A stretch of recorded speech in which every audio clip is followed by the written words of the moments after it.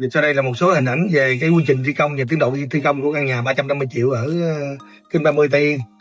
Thì cái nhà này nhìn gan nó tương đối nhỏ cho nên em chọn cái phương án móng đơn và mình đổ dãy sàn bê tông rồi đổ cột xây tường.